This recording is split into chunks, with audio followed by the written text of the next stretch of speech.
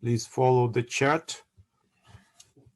Galileo is a famous physicist and astronomer and mathematician, Italian, Leo.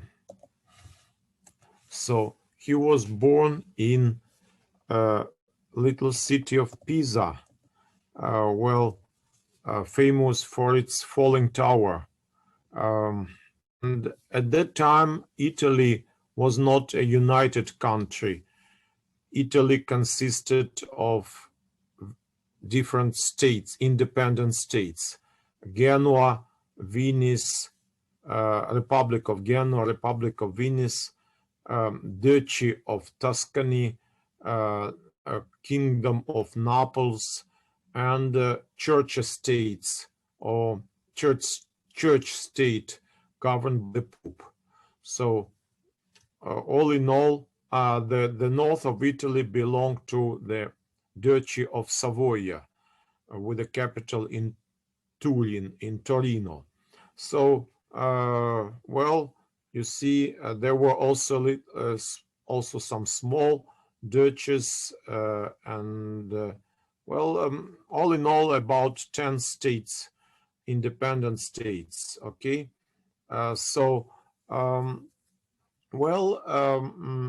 Galileo was born in the Duchy of Tuscany. Formerly it was a Florentine Republic, Republic of Florence. You remember we spoke about that republic during our previous lecture as a model of humanism. In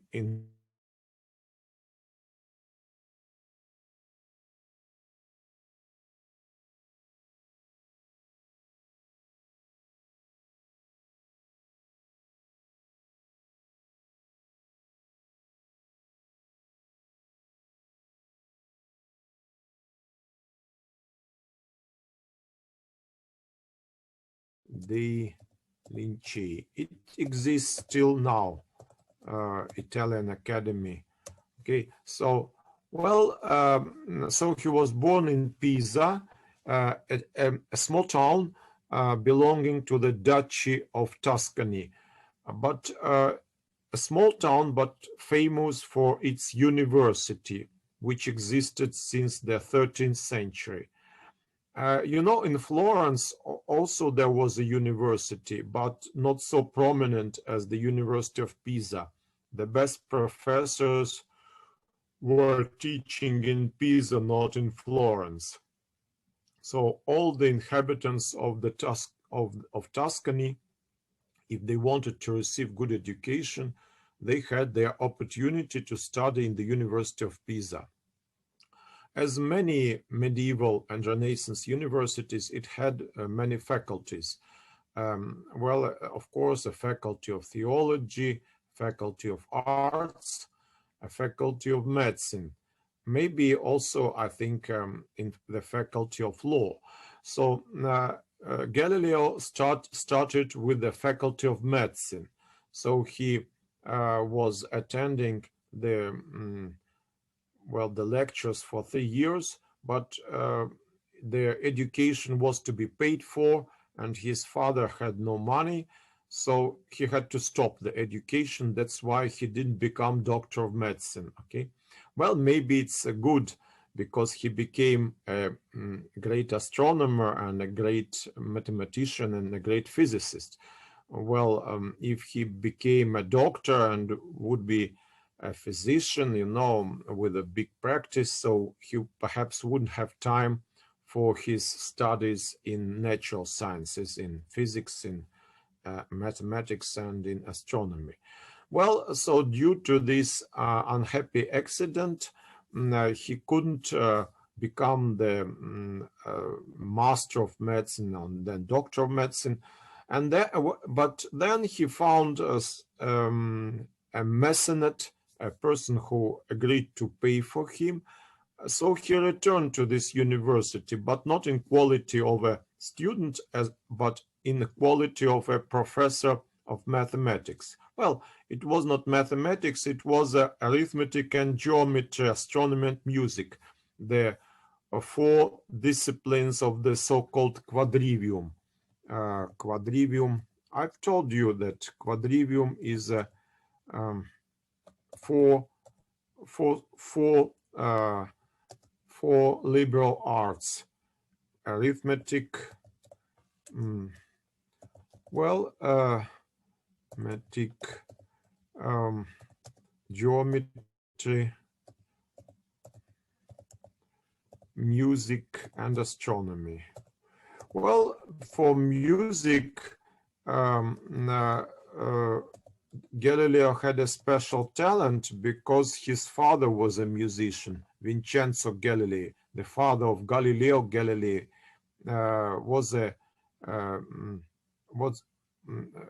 was a musician.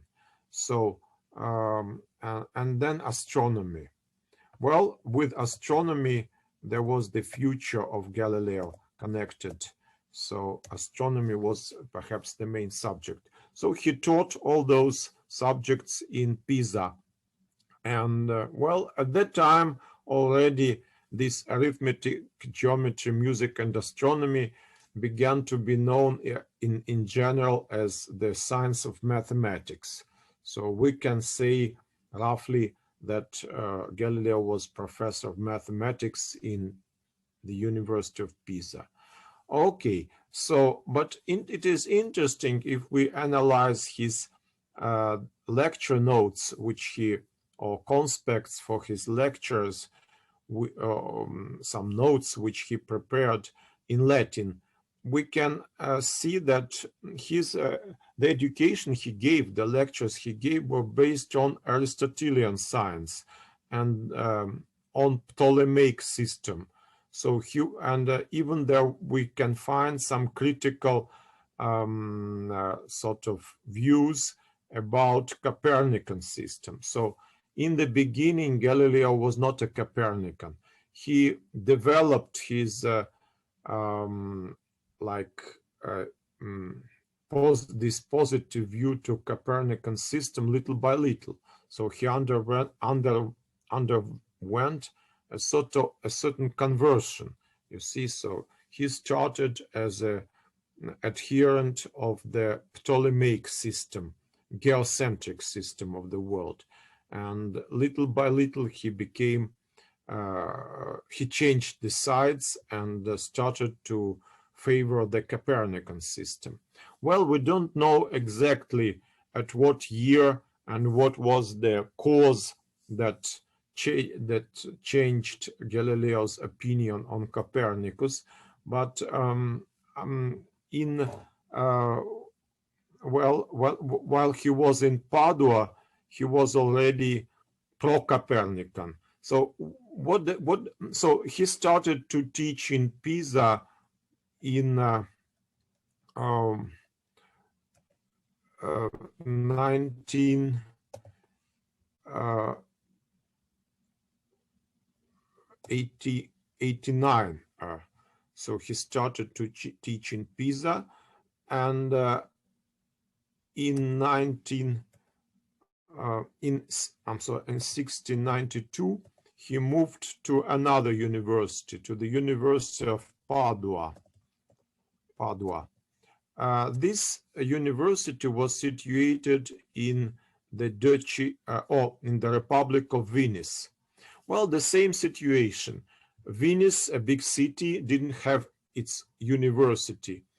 Now, so all the Venetians and well, all the citizens of the Venetian Republic, if they wanted to receive good education, went to study to the University of Padua. Well, Padua as a city is famous for its big cathedral devoted to Saint Anthony of Padua.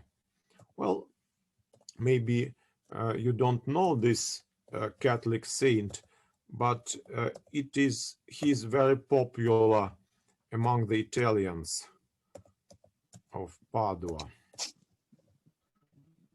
Well, you can find statues of him everywhere in the Catholic churches, because he is considered to be a miracle maker. Okay, so if people lose their things, Italians, I mean, they always ask for the intercession of Saint Anthony, and he helps them to find the lost things.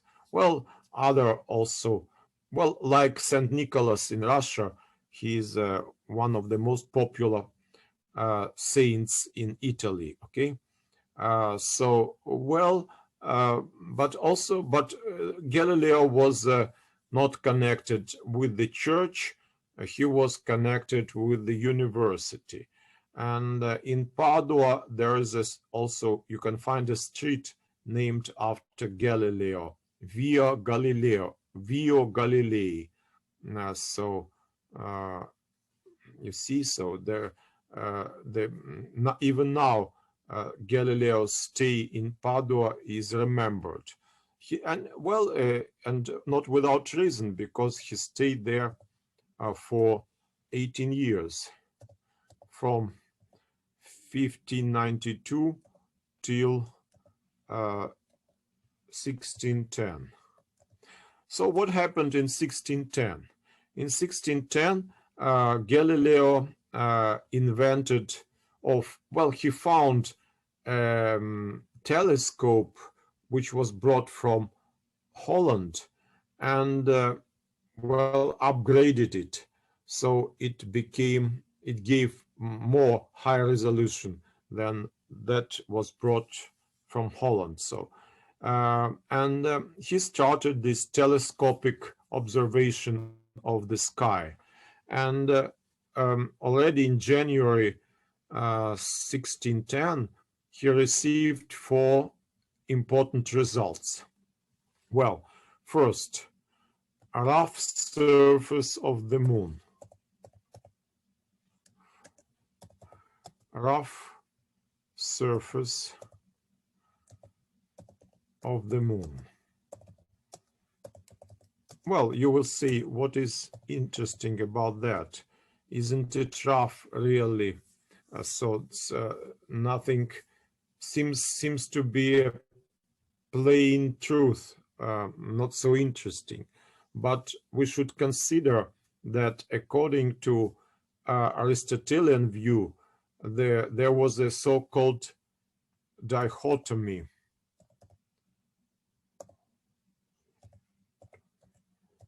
Dichotomy, or the division of the world into sublunar and heavenly. Okay, what is sublunar? Maybe in Indian language, in Hindi, there doesn't exist such word as sublunar or ojaswini. Perhaps it's only exists in English. Sir, there are many words related to moon in Hindi and different phases of moon also. Yes, so, but you see, I think in Indian mythology, there are many worlds. Yes, sir. In Aristotelian cosmology, there are only 2. I'm sorry, just a moment. There's some difference.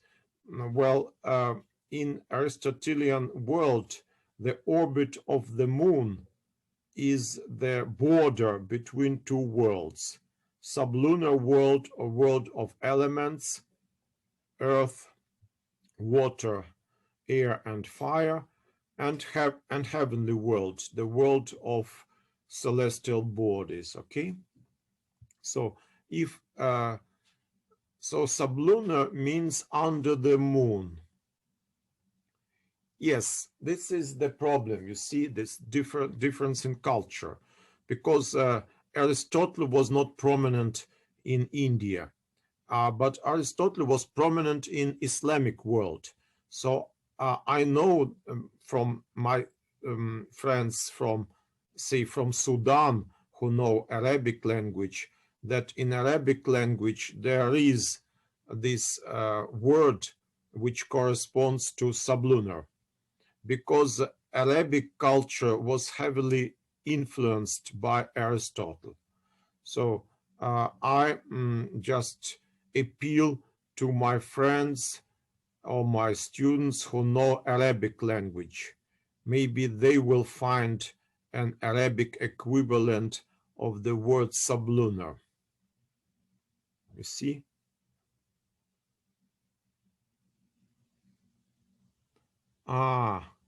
Yes, and well, then we can say sansaaric, okay? Sansara is like world of, you can say, vanity.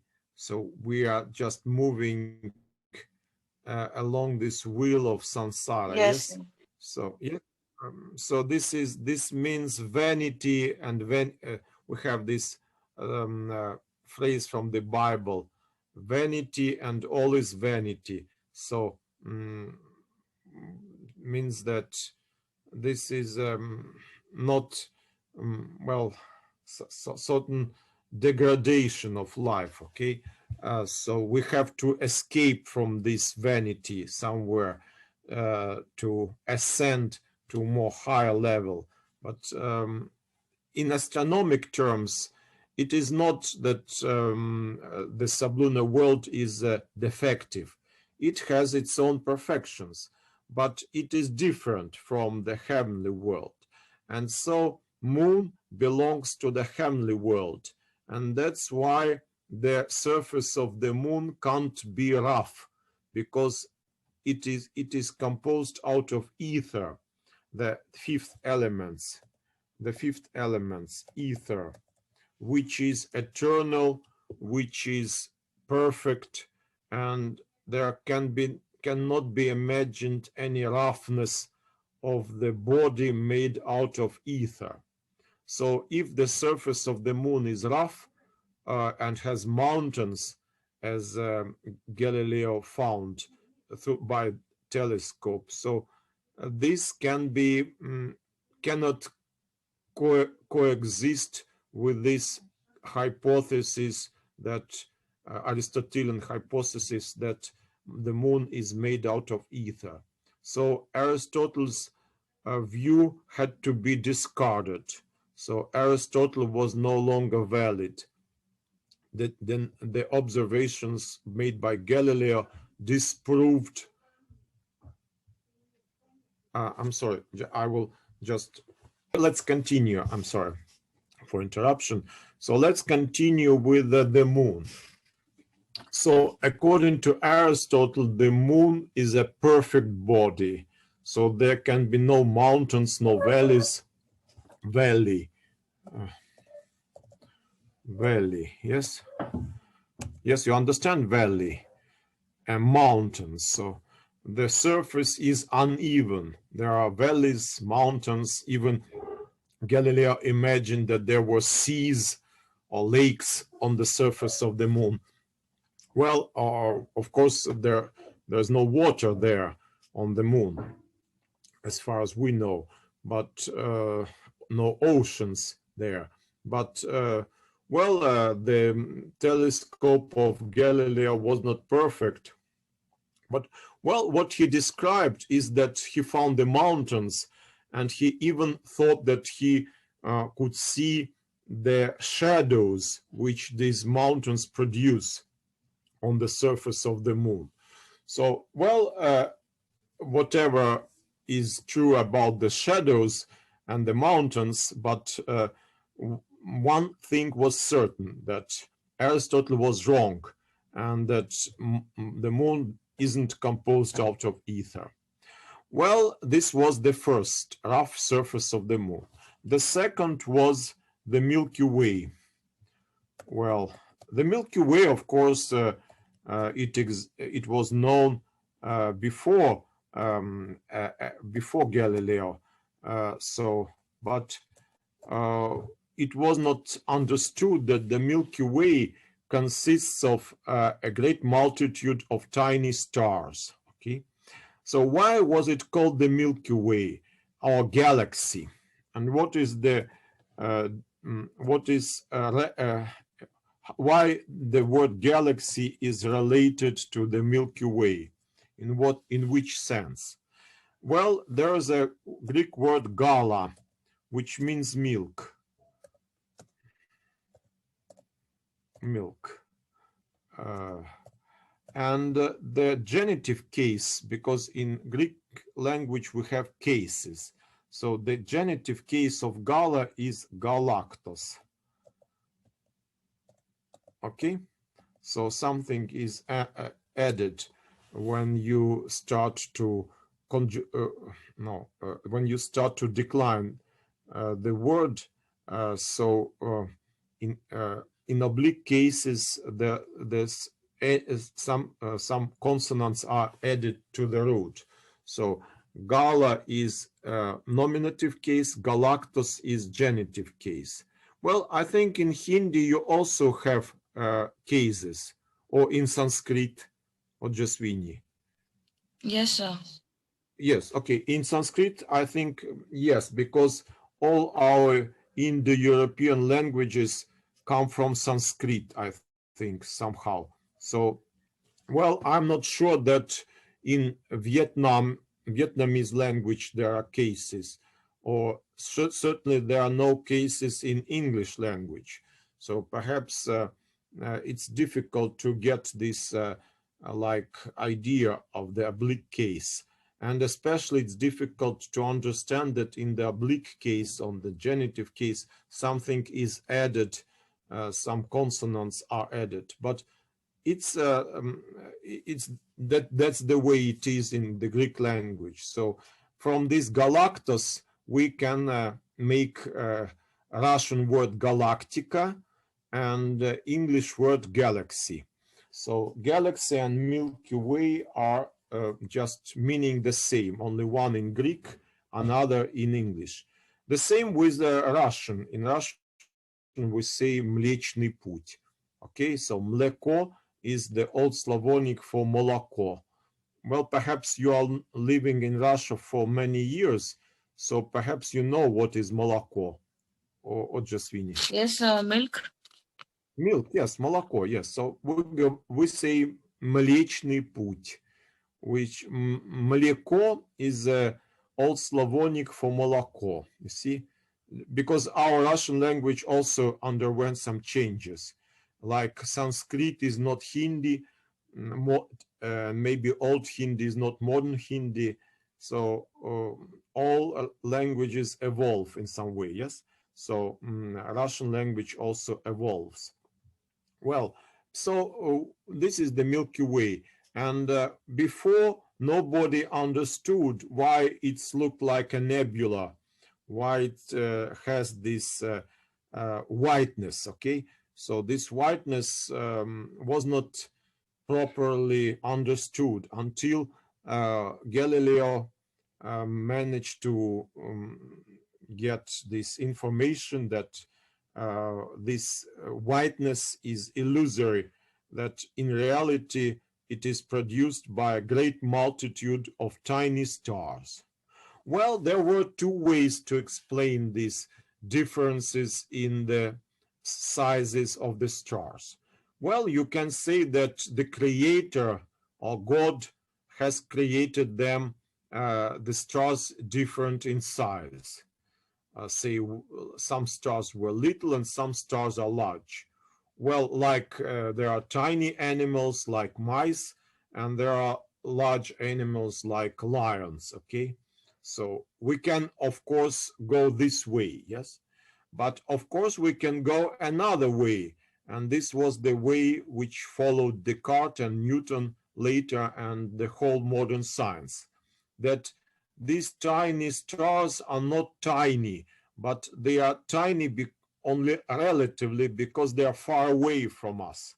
They are farther from us than the so-called big stars. Big stars are big because they're closer to us, the observers, okay? This is also a possibility. You catch me, ojaswini, or not? You Yes, have sir. lost, huh? You understand, Yes, yeah? sir. So, yes, so this is, well, at that time, it was not a decisive proof that the stars are scattered in the infinite space. you see, so because you could imagine that perhaps the stars are just different in size, but still it was some like hint to the future that perhaps because Aristotle thought, and even Copernicus thought, that all the stars are on the same sphere. So all the stars are equally distant from the Earth.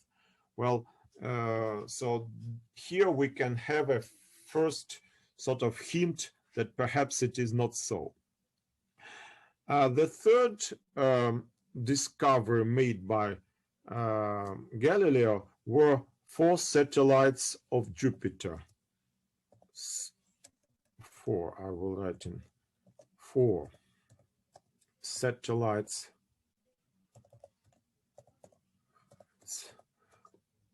of Jupiter. Well, before they were not known. Nobody observed them. Yes?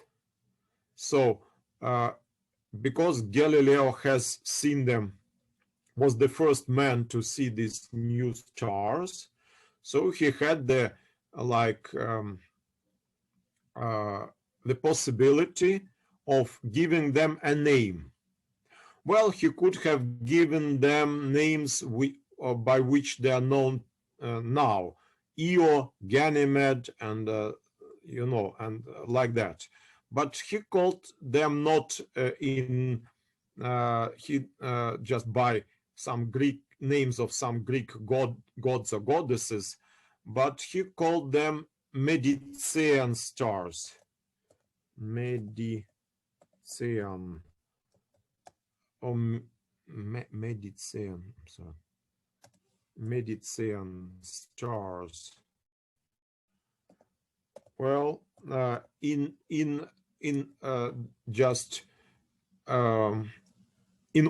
honor of Medici. Medici was a Medici was a ruling dynasty in Duchy of Tuscany. Okay, so herzogs of Medici, they were ruling the Duchy of Tuscany. Okay, so this was a great favor done to the Medici rulers, and they appreciated it. So Galileo was given a post of a astronomer in the court of the Tuscany herzogs. Okay, so he was given like we can say royal astronomer. Okay, so the astronomer of the court. So he was able to leave Padua and return to Florence as an astronomer of the Grand Duchy of Tuscany. Okay, so this was a he could stop teaching, giving lectures, and could devote all his spare time to astronomical observations. Perhaps the herzogs or dukes of Medici hope that he will find some new stars and also name them after this dynasty. But Galileo was not so lucky, because these telescopes started to be used everywhere, and so later this year, the same year, 1610, the astronomers in Rome, for example, Christopher Clavius,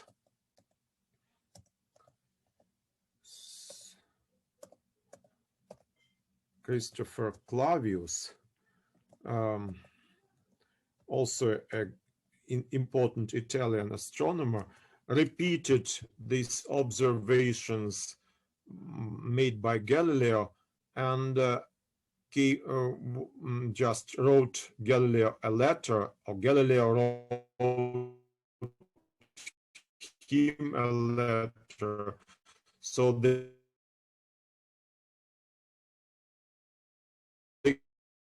corresponded with each other. He said that he observed with his tube or with his telescope the same things. So 4 satellites of Jupiter. And the fourth important observation was connected with Saturn. Saturn as a system of 3 stars.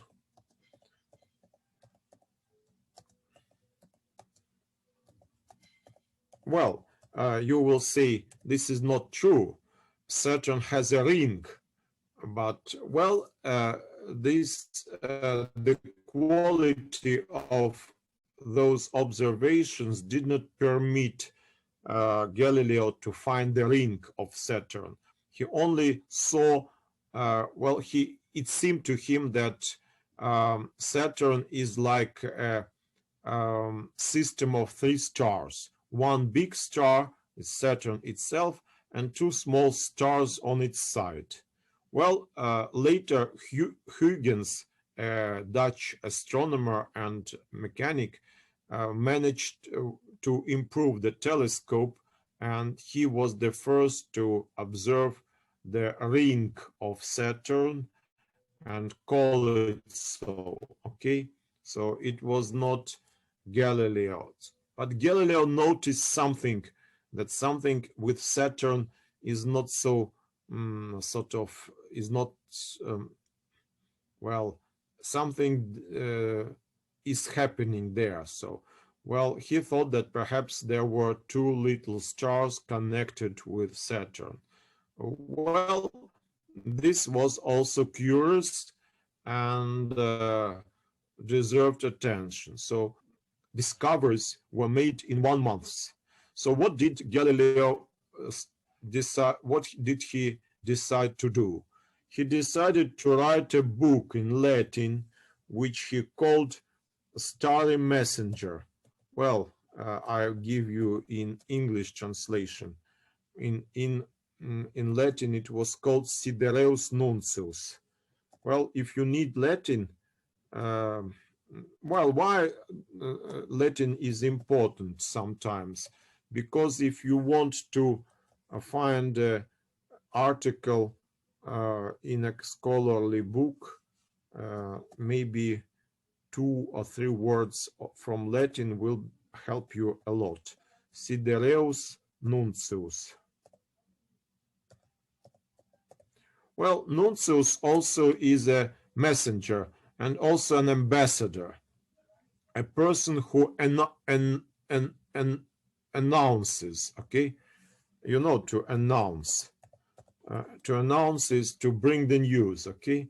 So this book sort of announces good news or some spectacular news about the world of the stars. That's why it's called Starry Messenger or Sidereus Nuncius. Okay, well, this book was written in Latin in order to be understood by all learned men in Europe, because at that time, as I've told you, Latin was the language of scientists, like today English. Why I'm doing my lecture in English? In order to be understood by everybody, yes? Because I have people from Arab countries, I have people from Nigeria, and I have people from, I think, Vietnam, or maybe Nepal also. Well, so a lot of people, yes, from different cultures, different language groups. So what unites us is English language. Whatever is our attitude towards the British, we are united by this English language. The same role was played by Latin language in the times of Galileo. So Galileo was not an expert in Latin. Well, of course, he knew Latin and taught in Latin, but he preferred his own Italian language. So some of the books of Galileo, as will be shown shortly, after the little break caused by the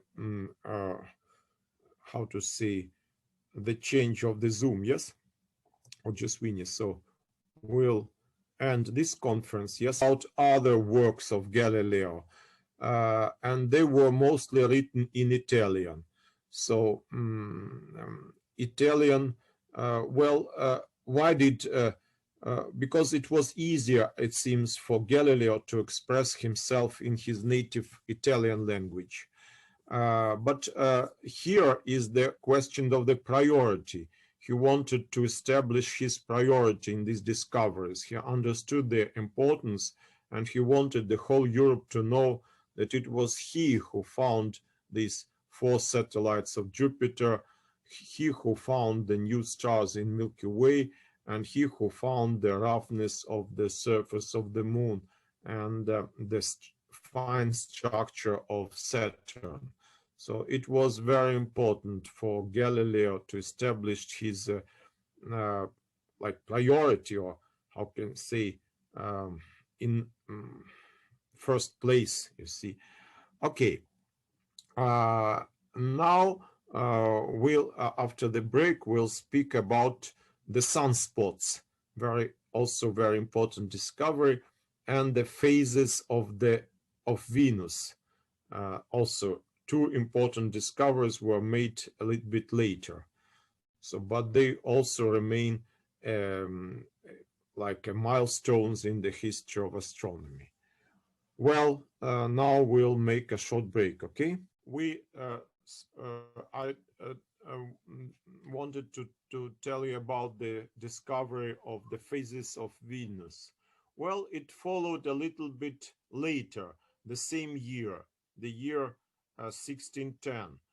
Galileo also found, observing Venus, he found that Venus, like the moon, wanes, you understand, and increases somehow in light. So it has phases, like the phases of the moon. It's called phases of Venus.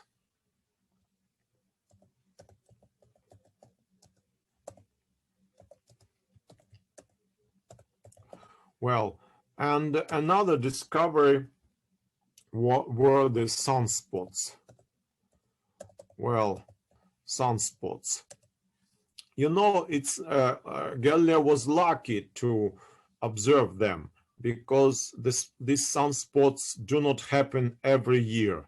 So he was lucky that the sun was active at that period, and there were a lot of sunspots to be observed. Well, what was bad is that he didn't take precautions in observing these sunspots, and badly hurt his eyes. So after these observations, his eyesight started to decrease, and at the end of his life, he was almost completely blind. Okay, that was perhaps the casual. He was like the victim of his scientific pursuits. Like later, Marie Curie was also suffering from radiation disease caused by her observation of radioactive elements. So, well, you see, sometimes it's dangerous to become a scientist. But at that time, perhaps Galileo didn't understand what danger he was facing, and he was eager to be the first to declare that he found these sunspots. But at that time, there was another astronomer from Germany who also wrote the book of his observations of sunspots. So there was a kind of discussion about the priority.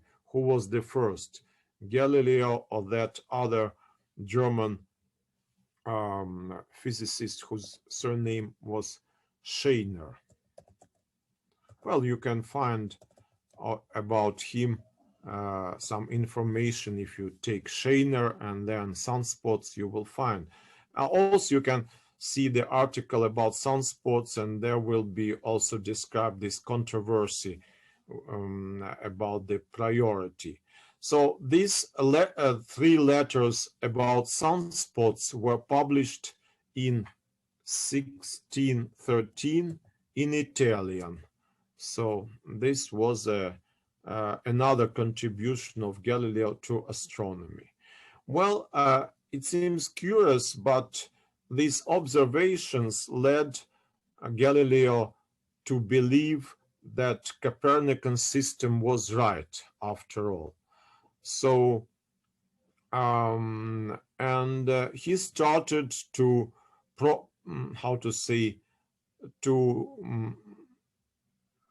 advocate the Copernican system publicly in letters to important people. Part of them were like the Duchess of Tuscany, Cristina Lorena, and others were prominent ecclesiastical figures like Foscarini. So he wrote letters to these people, Cristina Lorena,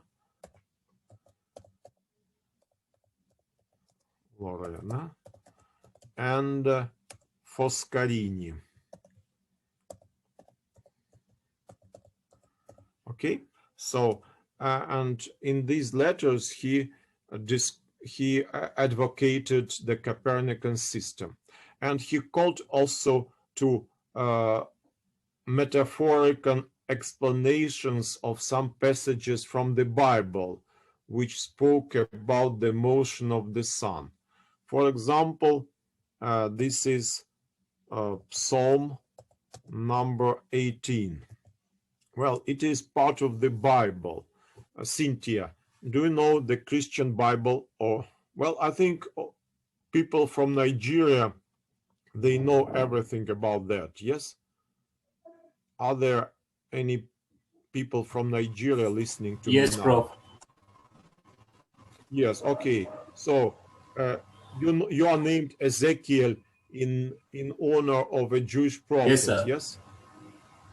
Yes, so you know perhaps Psalm 18. Well, according to present numeration, maybe his numbers changed. It was 18 in the Vulgata Bible. So it speaks about the sun that goes out like a bridegroom, leaves the tabernacle and rejoices to run its course across the sky. Okay, so this passage from the Psalm, Galileo suggested to not to take literally, but to take metaphorically.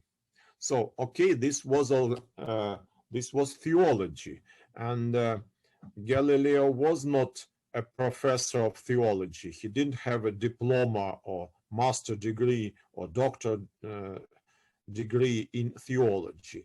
So he was, and the theologians, they sort of distrusted his opinion because they said, how an astronomer can give us advices how to interpret the Bible. Who is Galileo? He is nobody in theology. So, and the voices or the rumors about his theological innovations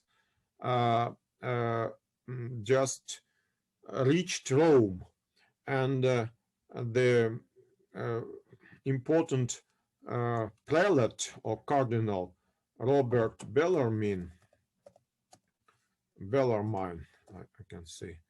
Well, he is a saint, a Catholic saint, and his relics are in Rome in the Church of St. Ignatius. Well, and he was at that time like the right hand of the Pope, and he was in charge of the so-called Holy Office, so or in Roman Inquisition, which dealt with the problems of theology and heresy. So he understood that he had to stop somehow these Copernican ideas because they contradicted this literal interpretation of the Bible. So in 1616, Bellarmine summoned Galileo to Rome and asked him to abstain from defending the Copernican system. And also the decree of this Holy Office or of the Inquisition proclaimed two sentences. First, that well, it sort of well, how can we say it censored the two theses. First thesis was that sun is the sun is immobile,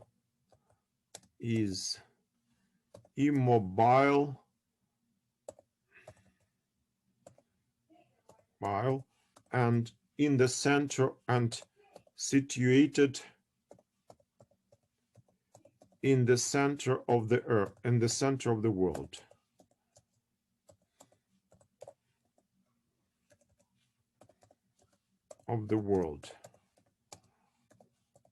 Well, this is more or less the Copernican, what Copernicus stated, that according to Copernican system, if you see it just depicted in his book, the sun is situated in the center of the world, is immobile. And the second thesis was sort of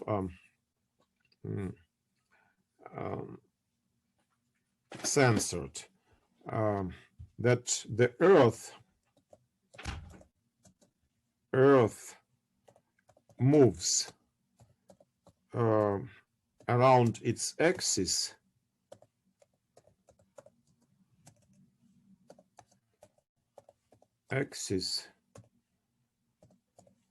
and by linear motion.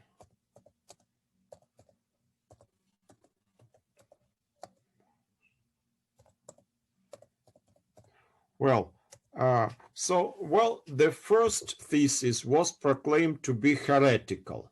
So if a person holds that the sun is immobile and in the center of the world, he is a heretic, and he should be condemned and excommunicated from the church. The second thesis, that the earth moves around its axis and by linear motion, was not a heresy. It was called error in faith. Well, of course, it was also a grave mistake, but it didn't lead to excommunication. Both, of course, were grave crimes to hold these opinions. So Galileo was suggested by Robert Bellarmine to not to speak in favor of these censored or condemned opinions, okay? So Galileo promised to Bellarmine not to do that. So from 1616 to 1632, Galileo was silent about heliocentrism, about Copernican views and so on. But in his heart, he continued to hold these principles and hoped that the church will sort of change its position.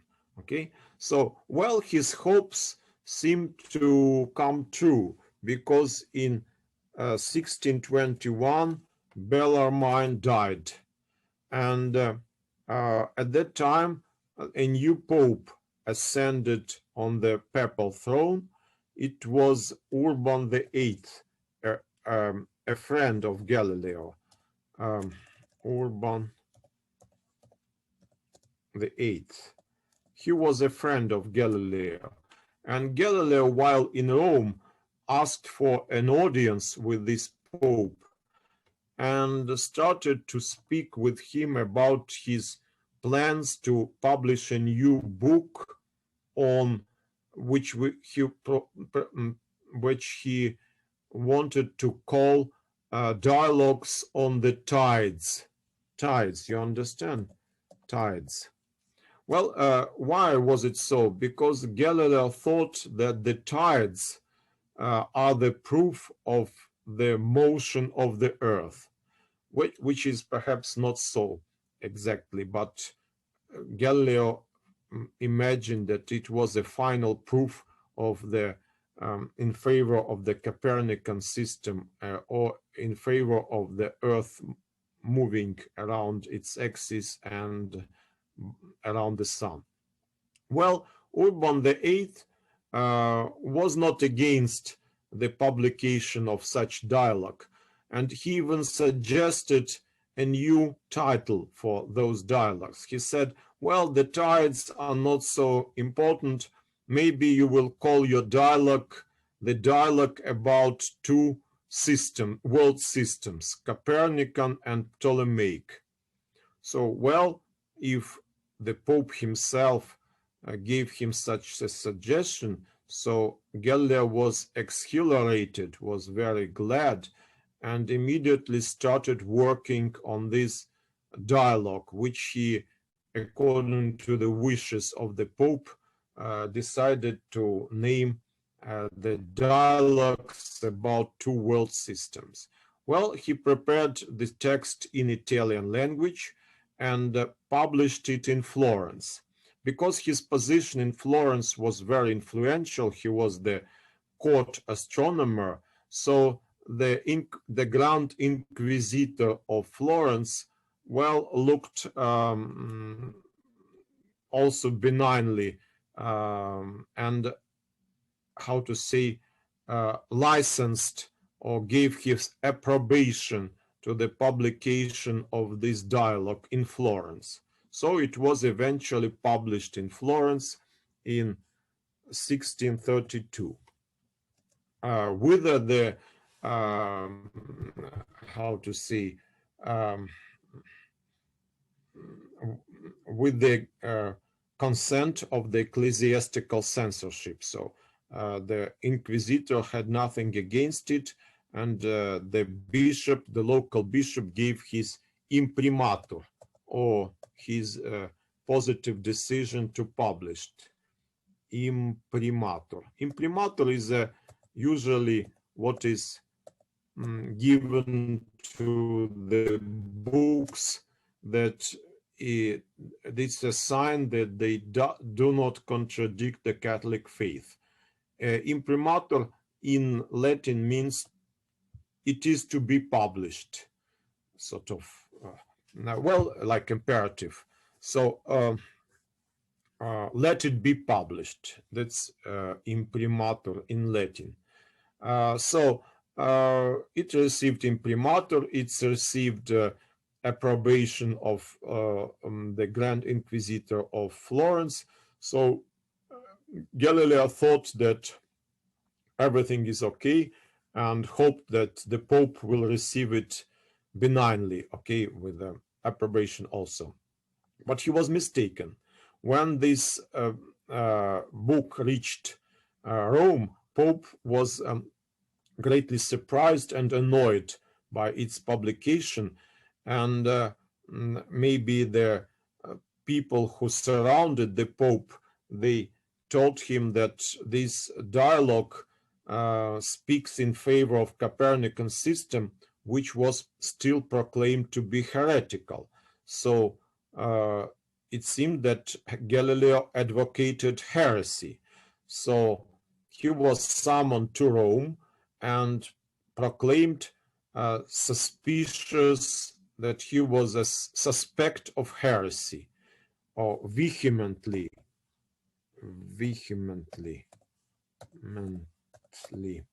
suspected of heresy.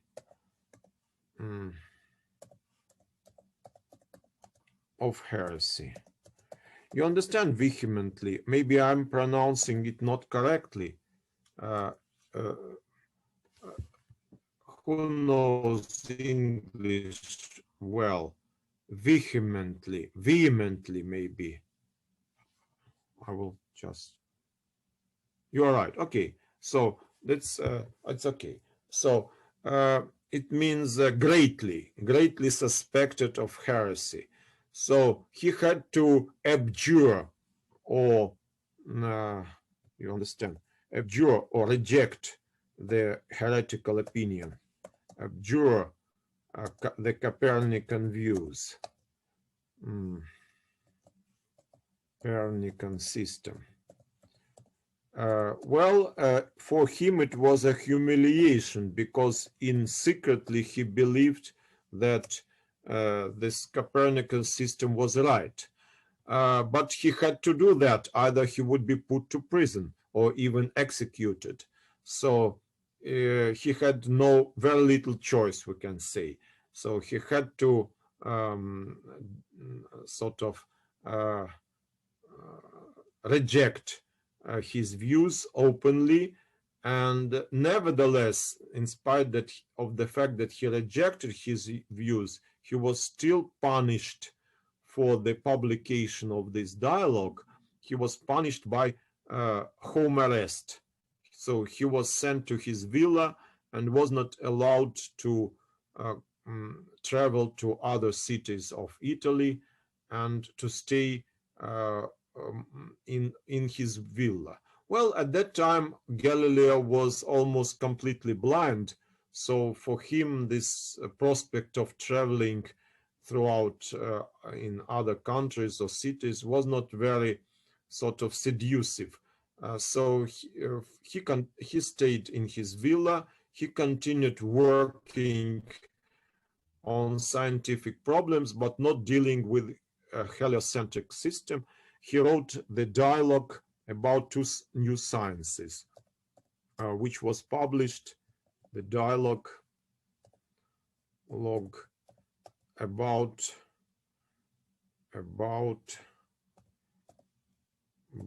two new sciences.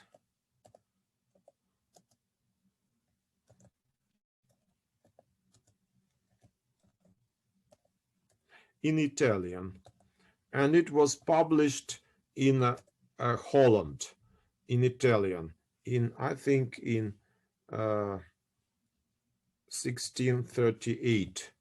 So this was the continuation of his scientific activity. This dialogue was devoted to the problems of accelerated motion. So it was devoted to mechanics. So there was no the church was not against its publication, but nobody agreed in Italy to publish Galileo's work because he was suspected of heresy. So he had to find a publisher in Protestant Holland. Well, Holland at that time was ruled by Protestants, and Protestants didn't recognize the jurisdiction of the Holy Inquisition of Rome, because there was enmity between Protestants and Catholics. So there were the publishers in Holland had nothing against the publication of this dialogue, but the church officials did not retaliate on Galileo for the publication of his book abroad, sort of, you see. Well, so he was allowed to die peacefully. And even when he died, after he died, he was allowed to be buried according to the church rites. You see, so he was not excommunicated and proclaimed a heretic. So, well, he was suspected in heresy, but it seemed that by his home arrest, he sort of expiated his sins. So he was allowed a Christian burying. Well, so it happened just ended more or less peacefully, okay, this conflict.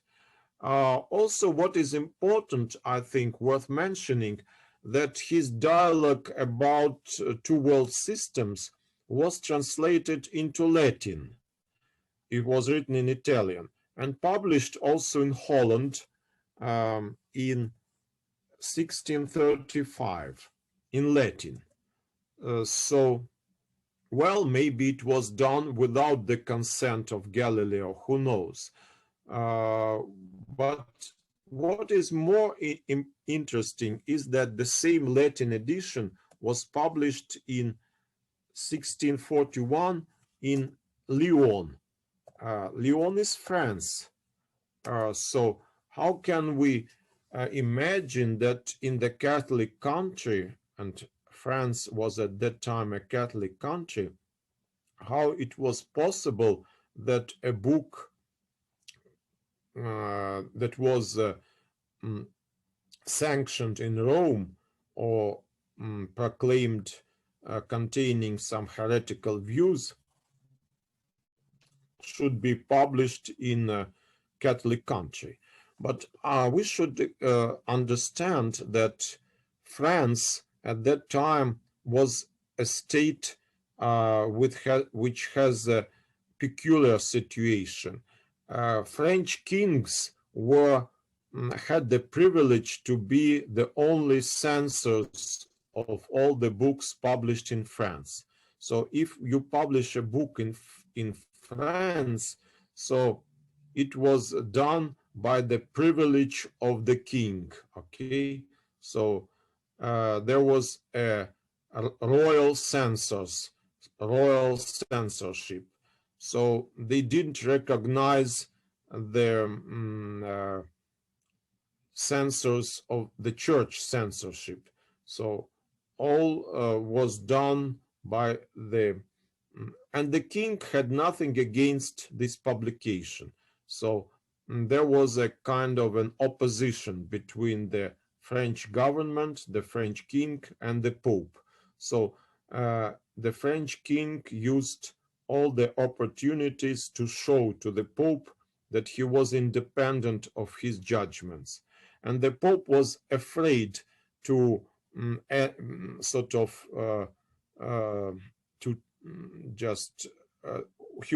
the Pope was afraid that the French king could lead his church into an open schism, because the same thing already happened in England.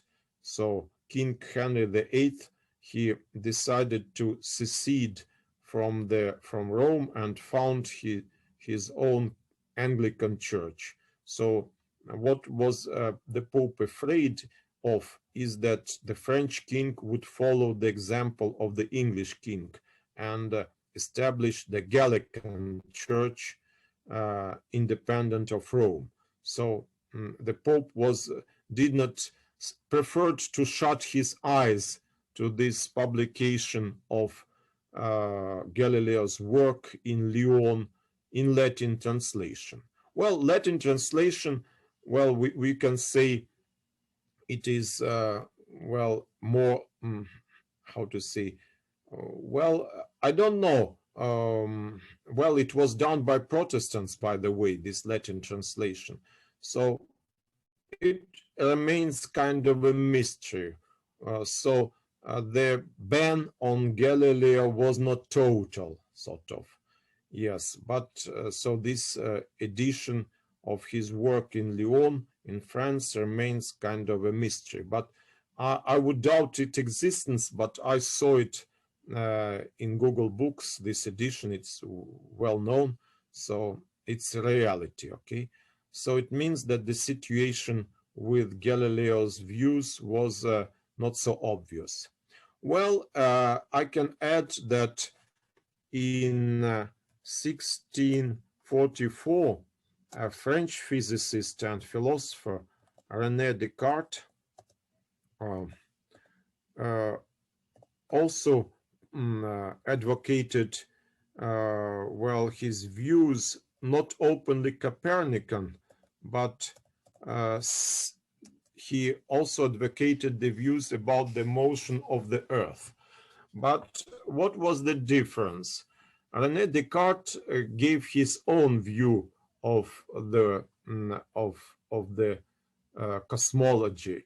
So he said that if we observe our sun from a distant star, it would seem very little and insignificant. So why should we put a little and insignificant star in the center of the world? And then whether the world has such center.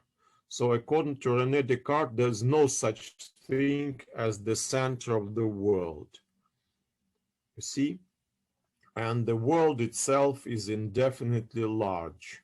Not infinite. He didn't say that the world is infinite, but he said it was indefinitely large. René Descartes was a Catholic, and he was afraid to be accused of Copernican heresy. That's why he proclaimed that idea that the sun is in no way in the center of the world. That means that he sort of managed to evade the most heretical part of the Copernican doctrine, you see, because this thesis that the sun is immobile and situated in the center of the world was proclaimed heretical. So René Descartes says, I'm not a heretic.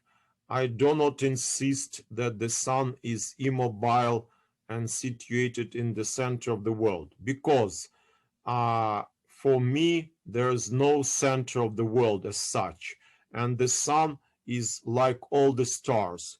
The stars are moving and the sun is moving. So this is everything is in motion, according to Descartes. Nothing can stays at rest. Well, this seems to contradict the second thesis that the Earth moves. Well, Descartes says, well, it depends. In my system, nothing is absolutely in quiet or absolutely motionless, because all depends on a system of reference. And he gave such an example. If you move by a ship from France to England, while crossing the channel, it will seem to you that in the system of reference connected with the ship, the France would sort of become farther and farther, and the England would move more near and near. So it all depends on the system of reference. So there can be systems of reference in which the Earth moves. That is, you cannot exclude the possibility that in some system of reference, the Earth will be moving either around its axis or by linear motion. So with this sort of oblique sentence, Descartes managed to evade the sentence of the Inquisition. So when later Descartes moved to Stockholm and got ill and died there, so before his death, he was absolved or given communion and absolution by the Catholic priest who was the chaplain of the French embassy in Stockholm. So there was nothing heretical with Descartes, and he had no need to abjure or to reject the Copernican views. So because Galileo had to reject the Copernican system. With Descartes, nobody asked him to reject the Copernican system. He was allowed to publish his works, and so his work published in Amsterdam, Principia Philosophiae, which contained these positions which I spoke to you, was not proclaimed heretical. So something Principia Philosophiae or Principles of Philosophy. This was the book of Descartes, which was published in Amsterdam in 1644.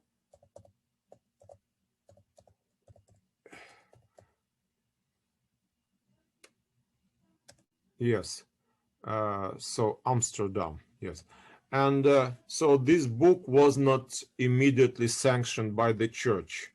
So, well, it seems that Galileo was right, that some evolution did take place within the church. So the church leaders understood that perhaps it's not so so easy a question, and they were afraid to compromise the church authority by condemning the truth. Well, Descartes said that perhaps they are right, the church is right in condemning the opinion that the sun is immobile in the center of the world. This perhaps is really erroneous, not only from the church point of view, but from the point of view of common sense and science. But the second opinion about the motion of the earth is not so easy case. So maybe the church is wrong in condemning this proposition, because it seems that you can find the system of reference in which the earth is moving. So, well, we can say that Descartes advocated the principle of relativity, okay? So, according to the principle of relativity, indeed, you cannot absolutely prove that the earth is moving around the sun, for example, because the results of the Michelson experiment were negative. So there's no like preferred system of reference, like connected with the world ether, that gives us the absolute speed of Earth. Okay, so perhaps here we can also say that, well, of course, Descartes was right, and the church, by not condemning Descartes and his work, seemed to sort of agree with his worldview. Well, later, of course, during the pontificate of John Paul II in 1992, it was connected with the 350th anniversary of the death of Galileo. The church officially proclaimed him innocent and sort of rehabilitated Galileo from these suspicions of heresy. So John Paul II issued a certain declaration which contained the revocation of that edict of the Roman Inquisition of 1616, and said that the church proved to be wrong. Well, it was not contrary to infallibility of the Pope, because the Pope himself didn't proclaim anything like authoritatively in this case. It was the document of the Roman Curia, the Roman Inquisition, but these documents are not infallible, so they can be revoked, okay? And they were revoked. Now, a Catholic, if there are some Catholics listening to me, a Catholic is allowed to hold the views about the motion of the earth. So there's nothing heretical or erroneous in these views. Well, that was maybe it happened too late, but still it did happen, and so now the Galileo is completely rehabilitated. Okay, so now that's the end, the happy end of the Galileo case, the Galileo affair. You see that the church proved to too harsh on Galileo, and and this case for a long time remained the example of the very terse or tense relations between the church and science. But now I think that this problem does not exist. Well, thank you for listening to me, and I hope to meet you next Tuesday at the same time. Ojaswini, is it possible you will organize the conference for next Yes, Tuesday? sir. Yes? Yes, sir. Of course. Okay, very good.